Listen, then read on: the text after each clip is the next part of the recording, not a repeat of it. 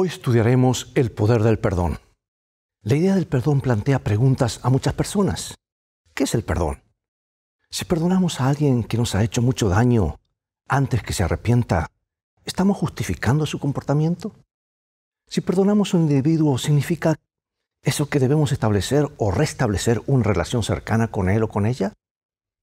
¿El perdón siempre reconstruye las relaciones? Bueno, la vida de José ilustra el poder del perdón.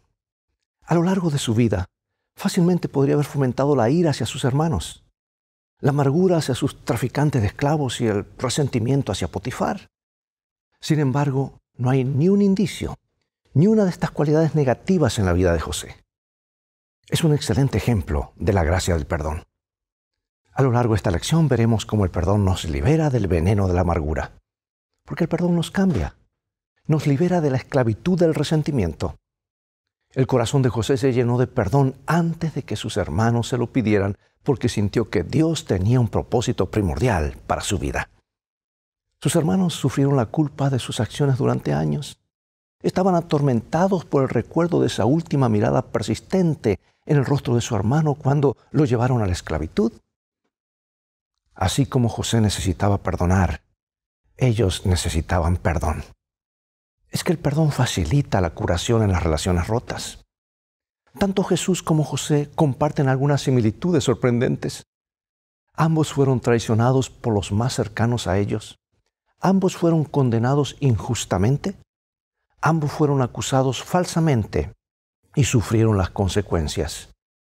Ambos perdonaron y fueron exaltados por Dios. Colgado de la cruz con clavos a través de sus manos y pies, la sangre fluyendo libremente de cada uno de sus miembros, Jesús gritó: «Padre, perdónalos, porque no saben lo que hacen». Podemos perdonar a los demás porque Jesús nos perdonó. Y ese es el tema de la lección de hoy. En un momento más regresaré.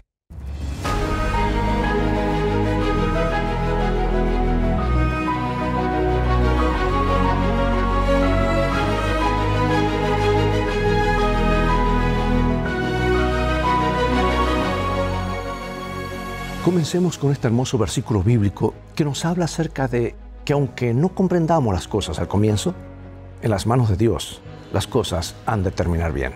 Génesis 45, 5. Ahora pues no os entristezcáis, ni os pese de haberme vendido acá, porque para preservación de vida me envió Dios delante de vosotros. Un hombre que había sido acusado de agredir sexualmente a una mujer, ella lo identificó positivamente en una rueda de reconocimiento. Aunque las evidencias hacían que la culpabilidad de él fuera dudosa, la mujer insistió que Johnny era el culpable. Y así Johnny fue a la cárcel, donde se pudrió, por decir así, durante 14 años por un delito que no cometió. Y recién cuando las evidencias del ADN lo exoneraron, la mujer, Joan, se dio cuenta de su terrible error. Ahora ella quería conocer a Johnny después de que lo liberaron. ¿Qué haría este hombre que sufrió tanto cuando se encontrara cara a cara con la mujer que le había arruinado la vida durante tantos años? Ella lo estaba esperando en una habitación. Cuando él entró, se miraron a los ojos y Joan se largó a llorar. Johnny simplemente se inclinó, dice ella, me tomó las manos, me miró y dijo: «Te perdono». Yo no podía creerlo. Allí estaba este hombre al que yo había odiado y solo le deseaba la muerte. Y sin embargo ahora, aquí estaba él, diciéndome a mí que le había hecho tanto mal que me perdonaba. Ella continúa diciendo, dice: recién entonces comencé a comprender de qué se trata realmente la gracia. Y recién entonces comencé a sanar y a tener un verdadero descanso. Amigos, hoy analizaremos el perdón y lo que puede hacer por el corazón humano sin descanso. Finalmente, las cosas avanzaron en la dirección correcta para José. A lo grande avanzaron, ¿verdad? José salió de la cárcel y además lo nombraron el primer ministro de Egipto después de interpretar los sueños de Faraón. Ahora estaba casado, tenía 2 hijos, los almacenes de Egipto estaban llenos y había comenzado la hambruna predicha. Entonces un día, los hermanos de José aparecen en Egipto. Ahora es interesante el primer encuentro entre José y sus hermanos. ¿Por qué fue un plan tan elaborado? ¿Qué estaba tratando de hacer José con esta primera reunión? José tenía poder y podría haberse vengado de sus hermanos sin tener que justificarse, y ellos no sabrían quién era. Pero en lugar de vengarse, José se preocupó por los miembros de su familia. Se preocupó por su padre. Se preguntaba, ¿seguiría vivo? ¿O su familia disfuncional se había convertido en una familia sin patriarca? ¿Y su hermanito Benjamín? Al ser el deleite y el gozo de su padre, Benjamín ahora estaba en la misma situación que estuvo José. Se preguntaba, ¿habían transferido los hermanos sus peligrosos celos a Benjamín? Bueno, José ahora está en condiciones de cuidar a estas personas vulnerables de su familia, y eso es lo que hace. Amados, practicar los principios bíblicos en nuestras relaciones no significa que podamos o debamos aceptar el abuso. No. Cada uno es precioso a los ojos de Dios. Jesús pagó el precio máximo en la cruz por cada uno de nosotros. Pero ¿por qué Jesús se toma como algo tan personal el abuso y la desatención de los demás? San Mateo capítulo 25 nos explica. Dice, porque tuve hambre y no me disteis de comer, tuve sed y no me disteis de beber, fui forastero y no me recogisteis, estuve desnudo y no me cubristeis, enfermo y en la cárcel y no me visitasteis. Entonces también ellos le responderán diciendo, Señor, ¿cuándo te vimos hambriento, sediento, forastero, desnudo, enfermo o en la cárcel y no te servimos? Entonces les responderá diciendo, de cierto os digo, que en cuanto lo hicisteis a uno de estos más pequeños, tampoco a mí lo hicisteis. Amados, todos hemos sido comprados con la sangre de Jesús y legalmente todos somos suyos. Cualquiera que sea abusivo está atacando a lo que pertenece a Jesús. El abuso sexual y la violencia física o emocional nunca deben formar parte de la dinámica familiar.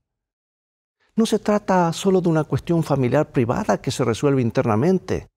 Esto requerirá ayuda externa e intervención. Si tú o alguien de tu familia están siendo abusados, busca ayuda con un profesional de confianza. José perdonó a sus hermanos. No sabemos exactamente cuándo los perdonó, pero obviamente pasó mucho tiempo antes de que aparecieran. José probablemente nunca habría prosperado en Egipto si no los hubiera perdonado, porque lo más probable era que la ira y la amargura hubieran devorado su alma y perjudicado su relación con el Señor. Varios estudios de sobrevivientes de tragedias que otros le infligieron resaltan el hecho de que para las víctimas de los sufrimientos más espantosos, el perdón fue un factor clave para encontrar sanidad y recomponer su vida nuevamente. Sin perdón, continuamos siendo víctimas. El perdón tiene más que ver con nosotros mismos que con las personas que nos han hecho daño.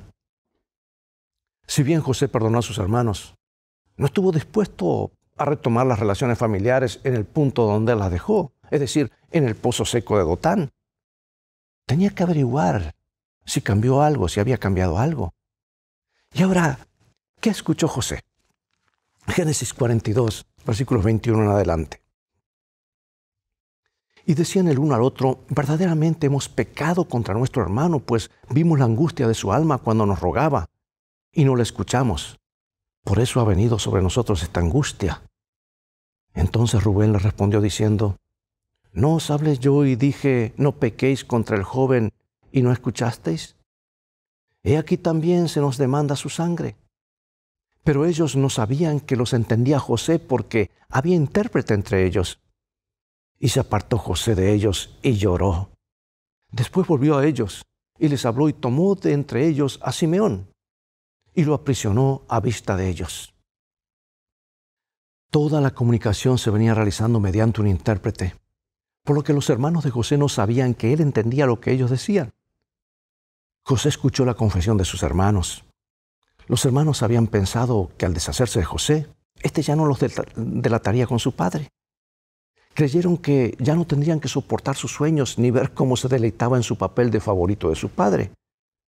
Pero en lugar de hallar descanso, todos estos años se habían visto acosados por una conciencia culpable. Su accionar había provocado inquietud y un temor paralizante en cuanto a la retribución de Dios. José realmente sintió pena por el sufrimiento de ellos. Lloró por ellos. José sabía que la hambruna aún duraría varios años más, por lo que insistió en que traigan a Benjamín con ellos la próxima vez que fueran a comprar grano. Y para asegurarse retuvo a Simeón como rehén. Después de ver que Benjamín todavía estaba vivo, organizó una fiesta, en la que obviamente mostró favoritismo hacia Benjamín para ver si los viejos patrones de celo aún estaban vigentes en ellos. Los hermanos no mostraron ninguna señal de celos, pero José sabía lo astuto que podían ser. A fin de cuentas, engañaron a todo un pueblo y seguramente él se imaginaba que debieron haberle mentido a su propio padre acerca de su suerte. Por ende, define una prueba más importante. Vamos a la Biblia. Dice Génesis 41, 45, 1 al 15 lo siguiente. No podía ya José contenerse delante de todos los que estaban al lado suyo y clamó: haced salir de mi presencia a todos. Y no quedó nadie con él. Al darse a conocer José a sus hermanos, entonces se dio a llorar a gritos y oyeron los egipcios y oyó también la casa del faraón. Y dijo José a sus hermanos: yo soy José. ¿Vive aún mi padre? Y sus hermanos no pudieron responderle porque estaban turbados delante de él. Entonces dijo José a sus hermanos: acercaos ahora a mí. Y ellos se acercaron, y él les dijo: yo soy José vuestro hermano, al que vendisteis para Egipto. Ahora pues, no os entristezcáis, ni os pese de haberme vendido acá, porque para preservación de vida me envió Dios delante de vosotros. Pues ya ha habido 2 años de hambre en medio de la tierra, y aún quedan 5 años en los cuales ni habrá arada ni siega. Y Dios me envió delante de vosotros para preservaros posteridad sobre la tierra, y para daros vida por medio de gran liberación. Así pues, no me enviasteis acá vosotros, sino Dios, que me ha puesto por padre de Faraón y por señor de toda su casa, y por gobernador de toda la tierra de Egipto. Daos prisa, id a mi padre y decid: así dice tu hijo José, Dios me ha puesto por señor en todo Egipto. Ven a mí, no te detengas. Habitarás en la tierra de Gosén, y estarás cerca de mí tú y tus hijos, y los hijos de tus hijos, tus ganados y tus vacas y todo lo que tienes. Y allí te alimentaré, pues aún quedan 5 años de hambre, para que no perezcas de pobreza tú y tu casa y todo lo que tienes. He aquí vuestros ojos ven y los ojos de mi hermano Benjamín, que mi boca os habla. Haréis pues saber a mi padre toda mi gloria en Egipto y todo lo que habéis visto, y daos prisa y traed a mi padre acá. Y se echó sobre el cuello de Benjamín, su hermano, y lloró. Y también Benjamín lloró sobre su cuello. Si esta historia conmueve, ¿cuántas miles y millones más habrá que no conocemos y que tendremos la eternidad para compartir de aquellos que han recibido el perdón de Dios? Como dice el canto, cuán bella es esta historia. Mi tema ya en la gloria será contar la historia de Cristo y de su amor. El perdón se ha definido como la disposición a abandonar nuestro derecho al resentimiento, la condena y la venganza hacia un delincuente o grupo que actúe injustamente. La doctora Marilyn Armour, terapeuta familiar que trabajó con los sobrevivientes del Holocausto, con el objetivo de averiguar qué habían hecho estos sobrevivientes para dar un sentido a lo que les sucedió, ella escribe y dice: la idea del perdón es un acto intencional de la víctima, no es algo que simplemente suceda. El perdón no significa que no habrá consecuencias. El perdón no significa dejar a un abusador que un abusador continúe con sus patrones abusivos, no. El perdón significa que entregamos nuestro resentimiento y nuestro deseo de venganza a Dios. Si no, la ira, la amargura, el resentimiento y el odio harán que lo que esa persona o grupo nos haya hecho resulte aún peor. Sin duda, una de las claves para aprender a perdonar es captar cuánto se nos ha perdonado en Cristo. Todos hemos pecado, no solo contra otras personas, sino también contra Dios. En efecto, todo pecado es un pecado en contra de nuestro Señor y Hacedor. Sin embargo, en Jesús podemos reclamar el perdón total por todos esos pecados, no porque lo merezcamos, no lo merecemos, sino solo por la gracia de Dios hacia nosotros. Y una vez que podamos comprender esa verdad sagrada, una vez que podamos hacer nuestro ese perdón, una vez que podamos experimentar por nosotros mismos la realidad del perdón de Dios, podremos comenzar a soltar la amargura y perdonar a los demás. Perdonamos no porque los demás lo merezcan, ¿escuchaste? No porque lo merezcan, sino porque es lo que hemos recibido de Dios y lo necesitamos nosotros mismos. Y además, ¿con cuánta frecuencia nosotros también merecemos el perdón, verdad? Bueno, como vimos, José ofreció también una segunda oportunidad para las relaciones familiares. No hay rencores acá. No vuelve a las cosas que sucedieron en el pasado, ni comienza a traer el pasado. Es casi imposible comenzar de nuevo en una familia cuando todos nos hemos convertido en expertos en aprender la mejor manera de lastimarnos unos a otros. Porque ¿qué hacemos? Es ahondar esas heridas, ¿verdad? Pero no es así como reacciona José. Él quiere dejar atrás el pasado y seguir adelante con amor y aceptación. Yo creo que si José hubiese tenido una actitud diferente, esta historia hubiese tenido un final diferente, no tan feliz. Bienaventurados aquellos cuyas iniquidades son perdonadas y cuyos pecados son cubiertos. Bienaventurado el varón a quien el Señor no inculpa de pecados, nos dice el apóstol en Romanos, ¿verdad? ¿Qué está diciendo Pablo acá? Acerca de se nos ha dado en Jesús y cómo esta maravillosa promesa debería impactar en nuestra manera de relacionarnos con aquellos que nos han lastimado. Ahora, lo que cuesta es ponerlo en práctica, ¿verdad? ¿Cómo ponerlo en práctica? A fin de poder perdonar, debemos admitir que nos han herido. Esto quizás sea difícil, ya que a veces nos sentimos más inclinados a enterrar nuestros sentimientos en lugar de superarlos. Está bien reconocer ante Dios nuestros sentimientos no cristianos de resentimiento e incluso de ira y decirle al Señor. Pero vemos que esto a menudo se expresa en los salmos. El salmista muchas veces se lamentó ante Dios. Puedo sentirme libre de decir a Dios que no me gustó lo que pasó, o cómo me trataron, o que esto me entristece, me enoja, o ambas cosas. Pero en la historia de José, lo vemos a él llorar cuando ve a sus hermanos nuevamente y al revivir alguno de los sentimientos de su pasado. Volvamos al epicentro mismo del perdón. ¿Qué nos dice la declaración de Jesús sobre la oportunidad de perdón? Padre, perdónalos, porque no saben lo que hacen. Jesús no esperó que a nosotros pidiésemos perdón primero. Tampoco tenemos que esperar a que nuestro ofensor pida perdón. Y tú dirás, ¿no será esto humillarnos demasiado? Podemos perdonar a los demás incluso sin que acepten nuestro perdón. Es algo que tú decides en tu mente. Es una actitud. Porque el perdón, como el amor, comienza con una decisión más que con un sentimiento. Podemos tomar la decisión de perdonar, aunque nuestras emociones quizás no concuerden con esta decisión. Dios sabe que es imposible tomar esta decisión con nuestras propias fuerzas. Pero todas las cosas son posibles para Dios. Es por eso que se nos dice que oremos por aquellos que nos han herido. En algunos casos quizás esta persona ya haya muerto, pero aún podemos orar pidiendo capacidad para perdonarla. Sin duda el perdón no siempre es fácil, pero vale la pena.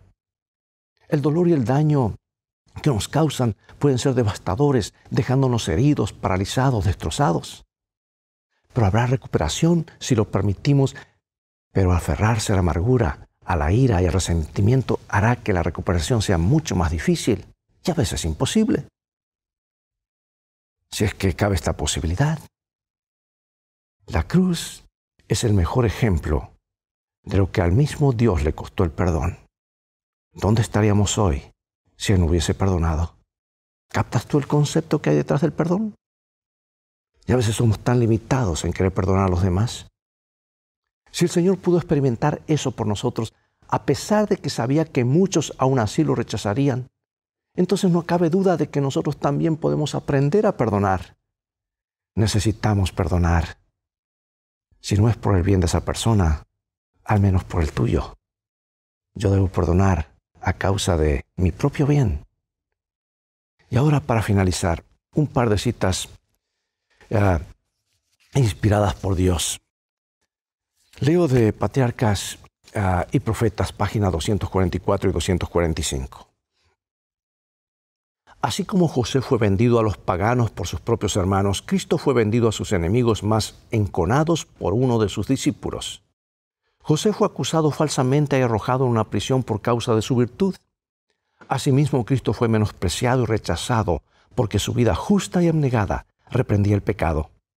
Y aunque no fue culpable de mal alguno, fue condenado por el testimonio de testigos falsos. La paciencia y la mansedumbre de José, bajo la injusticia y la opresión, el perdón que otorgó espontáneamente y su noble benevolencia para con sus hermanos inhumanos, representan la paciencia sin quejas del Salvador en medio de la malicia y el abuso de los impíos. Y su perdón, que otorgó no solo a sus asesinos, sino también a todos los que se alleguen a Él confesando sus pecados y buscando absolución. Otra cita hermosa. Nada puede justificar un espíritu no perdonador. Quien no es misericordioso hacia otros, muestra que él mismo no participa de la gracia perdonadora de Dios. En el perdón de Dios, el corazón del que yerra se acerca al gran corazón de amor infinito. La corriente de compasión divina fluye al alma del pecador y de él hacia las almas de los demás. La ternura y la misericordia que Cristo ha revelado en su propia vida preciosa se verán en quienes lleguen a ser participantes de su gracia. Bueno, más claro imposible, ¿verdad? La familia de José finalmente llega a Egipto. ¿No hay más secretos oscuros en la familia? Sus hermanos debieron de haber admitido que vendieron a José cuando le explicaron a su padre que el hijo que él pensaba que había muerto ahora era el primer ministro de Egipto. No fue fácil, ¿verdad? Pero la mentira los alcanzó y tuvieron que confesar. Tarde o temprano siempre así ocurre. Si bien quizá no siempre sea posible o prudente restablecer las relaciones, ¿sabes? Esto no significa que no podamos perdonar. Probablemente no podamos abrazar a nuestro agresor ni llorar con él. Pero es posible que deseemos expresar nuestro perdón verbalmente o por medio de una carta. Y luego es hora de dejar soltar el dolor lo más posible. Quizás siempre quede algo de dolor. Es normal, es humano, pero al menos podremos avanzar en nuestra recuperación. Los hermanos de José habían estado viviendo en Egipto durante 17 años. No obstante, cuando Jacob murió, aún así temieron que José se vengara. Reconocieron nuevamente cuánto daño le habían causado a José. Y José les vuelve a asegurar su perdón, ahora después de la muerte de su padre. Bueno, este recordatorio probablemente fue bueno para José, al igual que para sus hermanos. Porque si la herida es profunda, probablemente tendremos que perdonar muchas veces. Cuando sobrevengan en nuestra mente recuerdos del agravio, tendremos que acudir a Dios inmediatamente en oración y tomar la decisión de volver a perdonar. José creía firmemente que su vida era parte del gran plan de Dios para ayudar a salvar de la hambruna al mundo conocido en ese entonces y ayudar a su familia a cumplir la promesa de Dios de convertirse en una gran nación. El hecho de saber que Dios había anulado los planes malvados de sus hermanos con la intención de propiciar el bien, ayudó a José a perdonar. La historia de José tuvo un final feliz.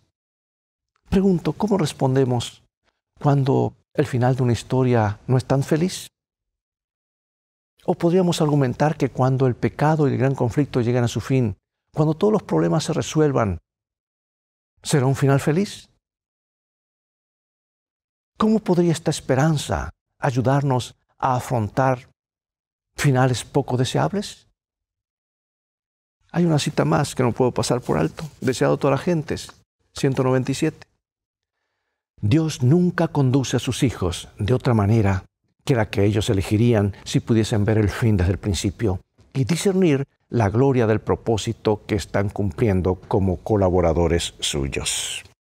Acompáñame a orar. Padre Celestial, hemos estudiado un tema clave, práctico hoy, y lo has dejado en la Escritura para nuestro bien. El perdón sí es posible. Jesús perdonó aún lo que era imposible perdonar. El cielo sigue perdonando. Queremos manifestar ese mismo espíritu. Danos esa capacidad a través de tu espíritu. Transfórmanos. Sabemos que lo harás porque lo pedimos en el nombre de Jesús. Amén. Bien, es todo el tiempo que tenemos por hoy. Seguiremos entonces la semana próxima, llegado el momento de despedirnos. Y seguiremos con las lecciones de vida de estos temas acerca de encontrar el descanso, la paz en Cristo. Invita a otros a sintonizar este canal y transfórmate tú mismo en un canal de bendiciones. Mientras tanto, Dios te bendiga y te guarde. Y recuerda, tú vales mucho para Jesús. Él te ama más de lo que puedes imaginar. Y en el viaje de la vida, las cosas han de terminar bien si haces de la Biblia tu GPS y a Jesús como tu guía. Maranata.